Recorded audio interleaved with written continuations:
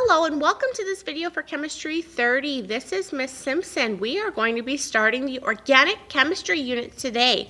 In this lesson, we're going to learn how to identify organic compounds and how to start drawing them, as well as a little introduction into naming them, as well as the different variations that organic compounds can take.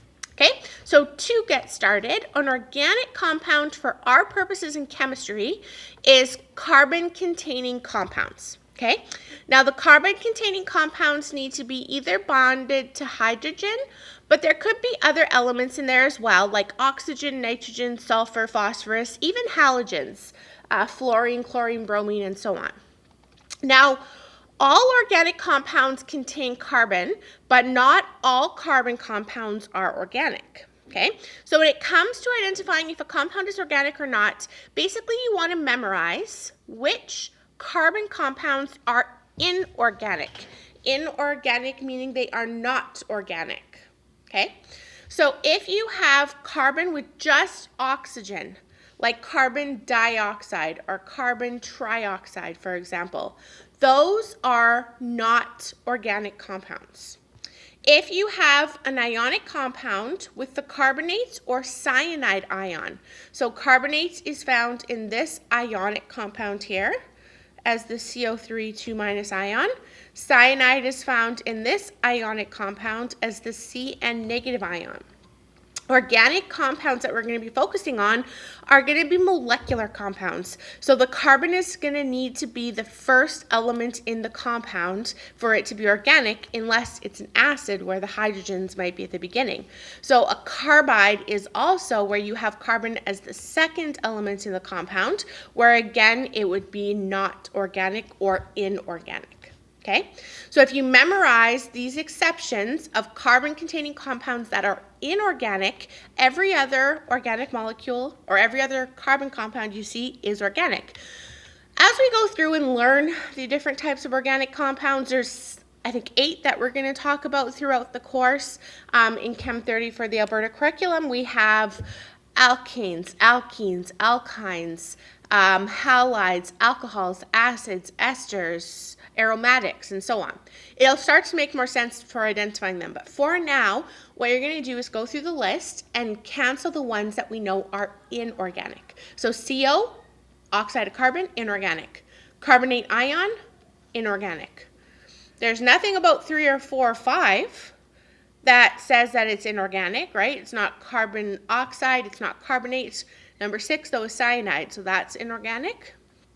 And number 7 actually doesn't even have carbon. It has cobalt and chlorine, so that is inorganic. So then we are left with 3, 4, 5, and 8 as our organic molecules. And like I said, as we get into these compounds, notice again how carbon's usually the first element, unless you have an acid. Sometimes it'll start with hydrogen, but usually carbon's the first element in the compound, and there's hydrogens, sometimes oxygens, and so on. Okay, so that is your first section, understanding how to identify an organic molecule. Next, we're going to start getting into, like I said, what makes these compounds so special and plentiful. Okay, so carbon, a very common element that we have. If you remember back to Chem 20 and we talk about the bonds that something can form, carbon is in group 14, so it has 4 valence electrons, all of them unpaired, which means that it can form a total of 4 bonds. Okay, now the 4 bonds I'm going to draw as structural diagrams. The 4 bonds can all be single bonds, and pretend the simplest molecule might get here is all hydrogens around the carbon. That would be methane. So they can be 4 single bonds, or you could have a double bond and 2 single bonds. You could also have 2 double bonds, or you could have a triple and a single bond. But when you're dealing with carbon, there will always be, and the lines are representing the bonds, there will always be 4 lines in total around each carbon, or 4 bonds. So those are the variations that they can take, and that's what makes it very unique. Not a lot of other elements can do this, forming single, double, and triple bonds, forming chains, rings, spheres, tubes, sheets, etc. Okay? Now, polarity. This is important when we get into the properties of our molecular compounds, our organic molecules. Are they going to have higher low boiling points compared to something else? Are they going to be soluble in water? So when it comes to determining the intermolecular forces that a molecule has, you need to first identify if your molecule is polar or not. Okay, so it starts by looking at the bonds. The bonds, so for example, if I have a carbon to hydrogen bond, carbon, I believe electronegativity is 2.6 and hydrogen is 2.2. When they have different electronegativities, what's happening is the element with the higher electronegativity is pulling the electrons toward itself, and so you're getting an uneven sharing of electrons. Now, a molecule that has multiple bonds can actually end up canceling the bond, what we call dipoles. So for example, let's say I have CH4. This is, if you remember to Chem 20, a tetrahedral shape. Tetrahedral shapes, all the bonds are pulling in opposite directions. So if all the terminal atoms, these are the terminal atoms, if they're all the same element, the bond dipoles will cancel, and that will result in a non-polar molecule. But if the bond dipoles cannot cancel, then you're left with a polar compound. Now, when you have a polar compound, that means on top of the London dispersion forces that all molecular compounds have, it will also have dipole-dipole forces. Okay? The more intermolecular forces it's going to have, the higher the boiling point it'll have. Now, the other thing as well is if it has hydrogen bonding on top of that, that's all three intermolecular forces that you can have. Hydrogen bonding happens when hydrogen in the compound is bonded to not carbon, but if it's bonded to nitrogen, oxygen, or fluorine directly in your organic molecule. Okay, so the hydrogen's being bonded to the carbon is not hydrogen bonding. It has to be to N, O, or F. Now, water has all three of these forces, and the saying is like dissolves like. So when we're focusing on, again, whether something is soluble in water, it has to have the same forces. Okay? If your compound is nonpolar, it will only have London dispersion forces, so it will not be soluble in water, but it can be soluble in other nonpolar solvents. So for example, if you have gasoline and oil, they're both nonpolar, so they can dissolve or mix with each other and be soluble with each other. The solvent is just whichever one you have in greater quantity. So as I mentioned, remember carbons will always form 4 bonds around it. Some other elements that we're going to be dealing with, oxygen is a big one in this unit as well. Oxygen, if you remember, is in group 16. So it has 6 valence electrons, 2 of which will form bonds. The other 2 are lone pairs. Nitrogen, you might see, nitrogen can form 3 bonds with 1 lone pair. And halogens, your halogens like bromine and hydrogen and so on, they're always going to form just 1 bond. The halogens have 3 lone pairs and will form 1 bond. Hydrogen, remember, has only 1 valence electron and it only needs 2 to be satisfied, so it will also only form 1 bond. Okay, so we're going to mainly be drawing structural diagrams for these compounds, and this here is kind of where our starting point will be, looking at how many bonds they can form. So that's going to get us into isomers.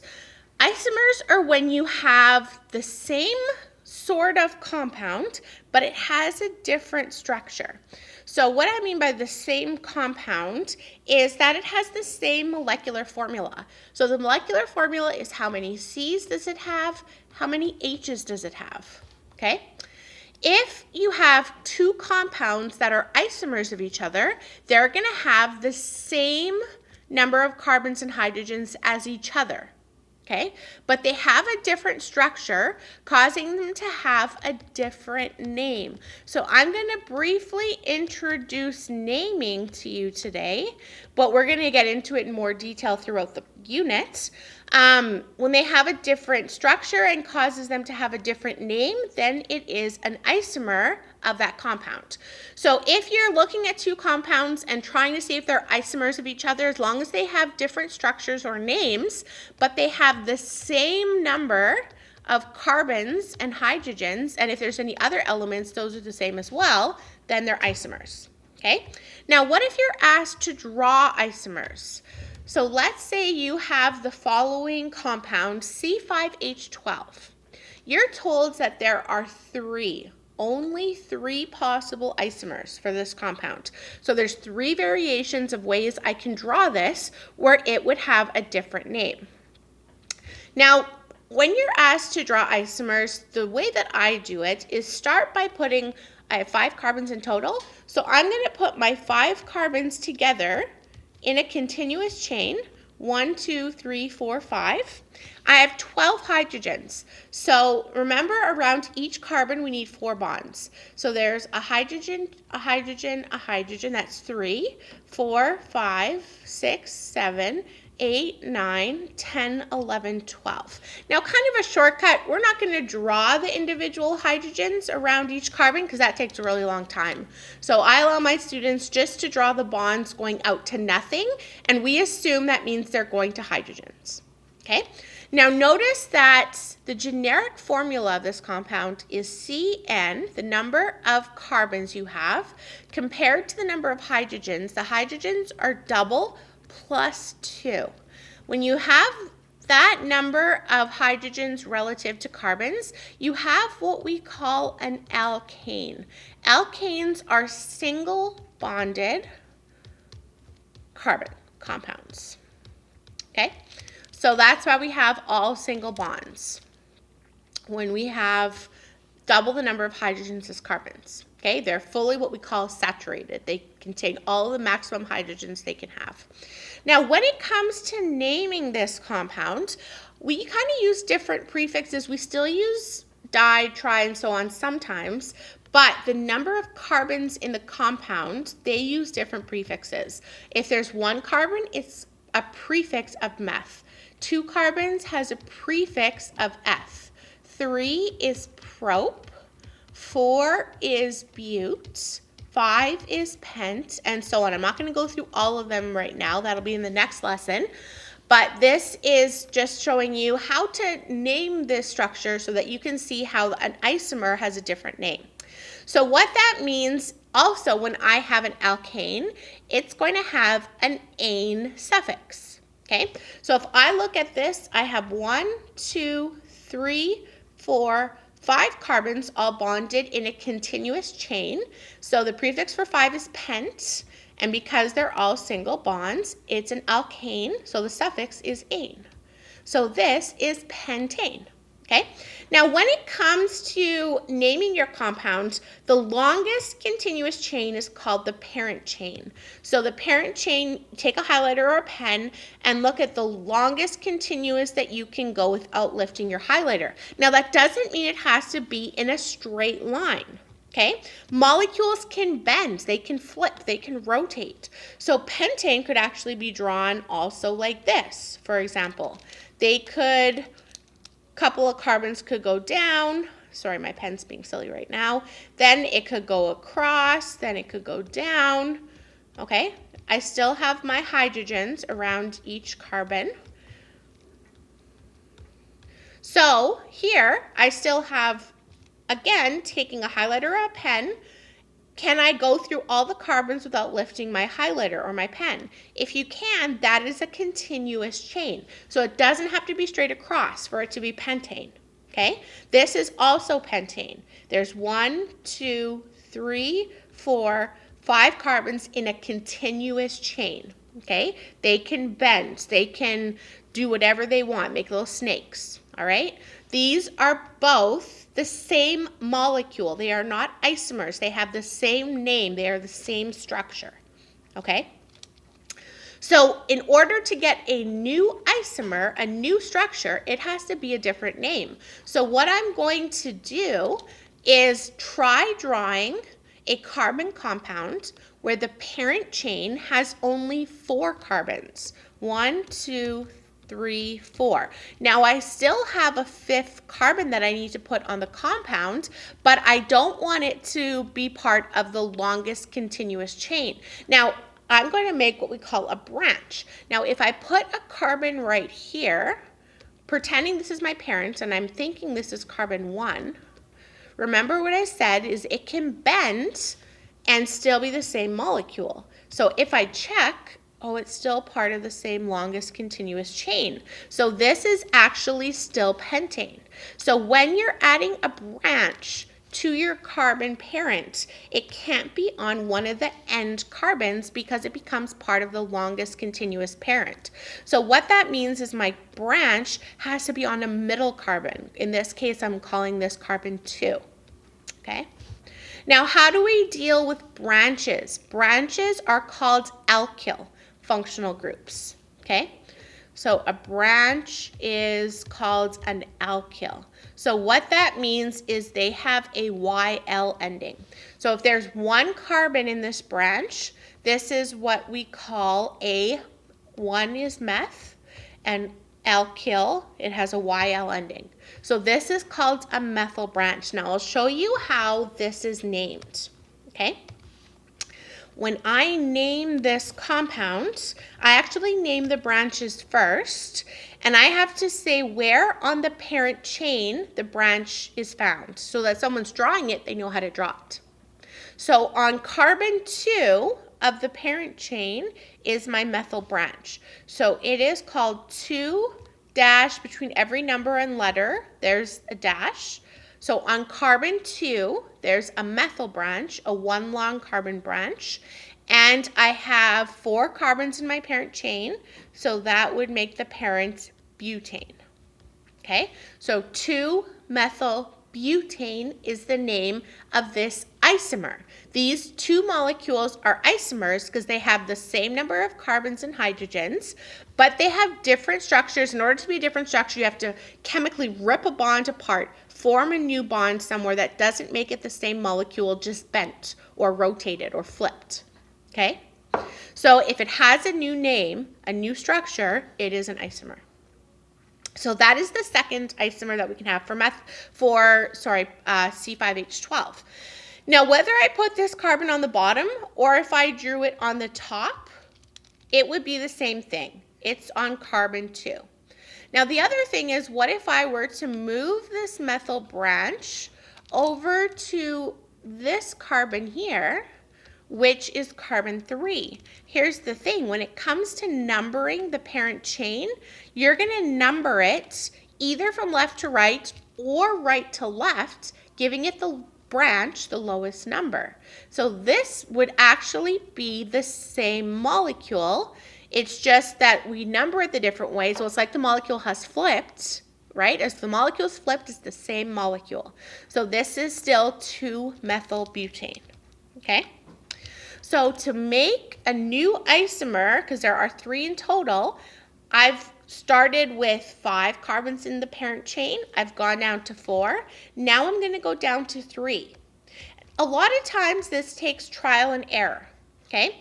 So if I go down to 3 carbons and then I think to myself, I need 2 more carbons. What if I put those 2 carbons together as a branch on the middle carbon? Here's the problem, okay, and it's trial and error, so it's not a big deal. Try drawing it all the different ways you can, and then name it and see if it has a different name, okay? So if I were to look at this, I might think this is my parent, 3 carbons. That's actually not correct because that's not the longest continuous chain. The longest continuous chain is actually 4 carbons long.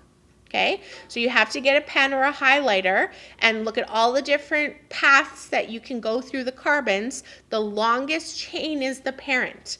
And then numbering this, I want my carbon, this would now be a branch, right? It's coming off the second carbon of the parent chain.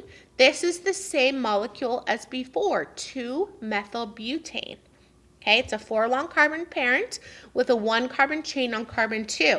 So that is not my third isomer. That is the same molecule. If it has the same name, it's the same molecule. Okay, so we try drawing it all the different ways possible. You can pause the video and give it a try, but this is your third answer. I'm going to put 1 carbon branch on the top and 1 carbon branch on the bottom of my middle carbon. Now, no matter how I use my highlighter, if I go straight across, there's 3 carbons is the longest I can go.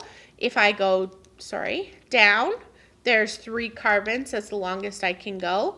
If I go across and then down or across then up, however I go, the longest I can get is 3 continuous carbons. So that is my parent. So I'm just going to go straight across and make that my easiest parent. Okay. So I have a methyl branch and another methyl branch because they have 1 carbon. If there's 2 carbons in a branch, it's called an ethyl branch, and so on. Okay. So I have carbon 1, carbon 2, carbon 3. My parent has 3 carbons. Now, again, my branches are on carbon 2. And there's 2 of them, so I need a number for every branch, but if they're the same branch, by the same branch I mean they're both methyl branches. This is a methyl branch, and this is a methyl branch, okay? They're both methyl branches, again, because they have 1 carbon on them coming off the parent chain. I can put them together and call it a dimethyl compound, okay? So again, even if the numbers are the same, I need a number for each methyl branch. This is 2,2-dimethyl, and the parent has 3 carbons, so it is propane. Okay? Now don't focus too much on the naming right now. In order to know if you have an isomer, you're thinking to yourself, what is my parent chain? What are my branches? Okay? And then you're looking for, do I have a different parent, different branches that would essentially make it have a different name? Okay, we're going to get into the naming in the next lesson. So those are your 3 only possible isomers. Notice again, I've made sure that I have 4 bonds around every carbon. So the lines going to nothing are representing that they're going to hydrogens. So if I erase my highlighter, that is your, again, 3 possible isomers. Now, what about another molecule? This one, C3H8F. C4H8F. I have 4 carbons. I'm going to put them all in a line. Now this time I have 2 fluorides. When you have other elements like fluorines, it's actually a lot easier to draw the structures because all I have to do is move the fluorines. Okay, so lines going to nothing are going to hydrogens, but if I have other elements, those lines are going to go to those other elements. So in this molecule, I have 1, 2, 3, 4 carbon compounds. I have 2 fluorine, and they're acting like branches. Now, when you have a halogen acting as a branch, they go by the name, for example, fluoro or chloro or bromo. They go by different names with an O ending. Okay? So the name for this would actually be called 1,1-difluorobutane. Okay, so now to make a different isomer, all I have to do is have the fluorines on different carbons. So I can, for example, leave 1 fluorine on carbon 1, but then put the second fluorine on carbon 2. Okay, so again, this would be called 1,2-difluorobutane. Okay, as long as your name, even if it's just the numbers that are different, they are isomers. Now, there are more than 3 variations of drawing this compound. It's not asking for the 3, it's just asking for 3. I could put both of them on carbon 2, right? 1, 2, 3, 4. This would be 2,2-difluorobutane. Okay, so if the numbers are different, it gives it a different name, and therefore it's an isomer. Now, sometimes isomers can also give you different properties. So, for example, let's say you have C3H8O. One has a boiling point of 7.4, the other has a boiling point of 82.5. Why is that? Because one of them is going to have hydrogen bonding. Now, how would it have hydrogen bonding with carbon in it? Because that's not hydrogen bonding. If I put my oxygen on the end, because my oxygen needs to be bonded to 2 things, it's going to be bonded to a hydrogen. And I could make it bent, or I could put the hydrogen straight across, making it linear. It doesn't really matter, okay? And I can draw the rest of my hydrogens too. Remember I said it's kind of a shortcut to not draw the hydrogens, but I'll draw them here. This is what causes the hydrogen bonding, okay? This is not the hydrogen bond. This is a covalent bond. The hydrogen bond will be between this molecule and another molecule of the same type, okay? But that's where the hydrogen bond is going to come from. So this is going to have London dispersion, dipole, and hydrogen bonding, making it have a higher boiling point. Now, how would the other isomer not have a hydrogen bonded to the oxygen? Because the oxygen will go in the middle of the carbon chain, okay? So its two bonds are already satisfied with the carbon chains. So there's no hydrogens bonded to that oxygen now. So if I draw my hydrogens, these are my hydrogens, okay? So there's no hydrogen bonding in this molecule. So therefore it has only London dispersion and dipole, making it have the lower boiling point, okay? Now, how can we draw our molecular diagrams a little different, organic diagrams? There's three that you can have. You can have a complete structural diagram, which shows all bonds. So for example, C3H8, I have my 3 carbons, I have my 8 hydrogens. So the way I've been drawing it already is a complete structural diagram, okay? Again, you can omit the H's or draw them, but make sure you have always 4 bonds around every carbon, okay? C3H7F, again, if you have another elements like fluorine, that does have to get drawn, okay? But all the other lines going to nothing are going to hydrogens. Now, the next type that you can have is called a condensed structural diagram. A condensed structural diagram, if I look at the same molecule drawing that I had to start, this is the complete.